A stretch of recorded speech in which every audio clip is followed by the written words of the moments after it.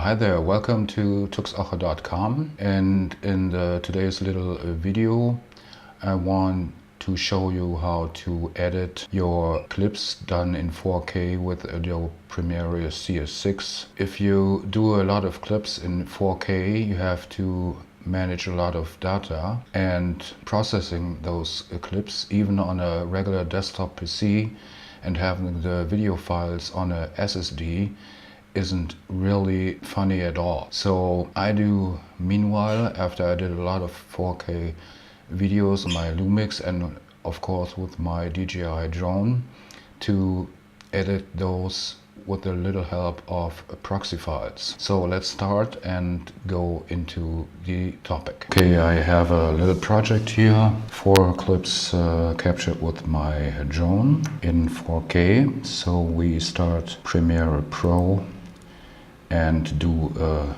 new project. And by the way, I have to say sorry because it seems to be impossible to make a language switch in Premiere Pro. So you see a German version here. Okay, we do a new project. The name is not that important. We do the new folder and do it for the rest of the folders too. Okay, that is done. Now you're supposed to set the resolution and maximum frame rate. There's only one 4K definition in Adobe Premiere Pro CS6. So since the files from a DJI Mavic and, for example, my Lumix have a slightly different resolution, I just keep it to a standard setting like this. After the new project is defined, I go in and drag those clips into the timeline, and now we assess if he should change the settings for this sequence. At this point we say yes, so we have the right resolution. We do that with all the files.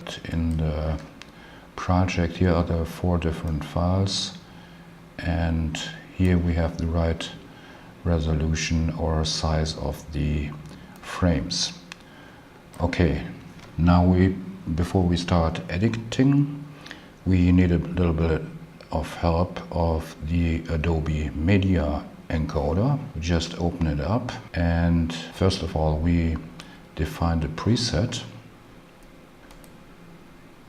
and a watched folder like this one. And here, since my notebook only has a resolution of 1920 by 1080, it's good enough to do a 720p for the preview window. But we have to change this because the clips from the DJI don't include audio, so we have to exclude this in the setting. The output folder is okay.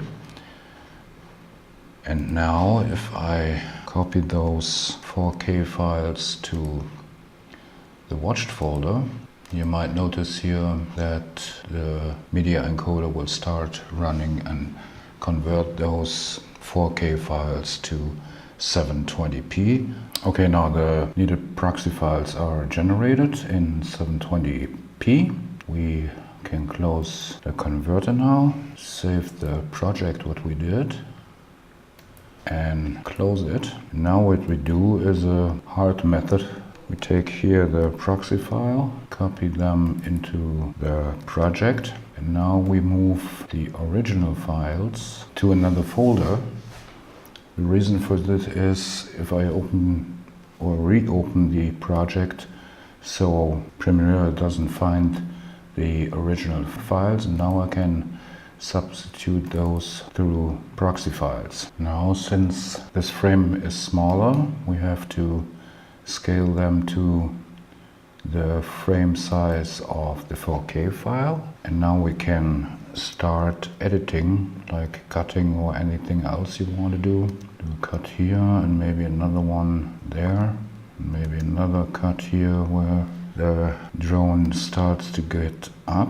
Do another one here, for example. Okay, this should be enough to just show the procedure of editing in proxy files.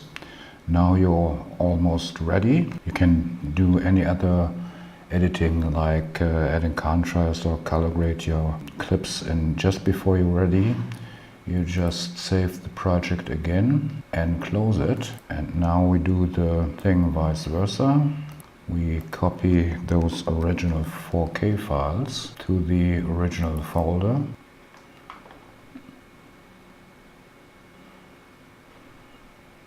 And now, in this case, I delete the proxy files, but you just should move them to another folder just in case if you need to do another editing session. Now we open the project, and now he doesn't find the proxy files, but you can substitute those with the original 4K files. And now you have the project here with the original 4K files and all. In this case, cutting the clips is done, and now you could export the files to 4K or any other media you like. Okay, that was my little video on doing 4K clips with a little bit of help of proxy files. You might lose a little bit of time converting those 4K clips first to 1080 or even 720p. But if you do a lot of post-processing, you win the time because you can edit those clips fluently in your app and afterwards render them to 4K video if you want. So if you have any questions, just place them into the comments and I will try to answer them as fast as possible. Till the next time, ciao, Tux Oche.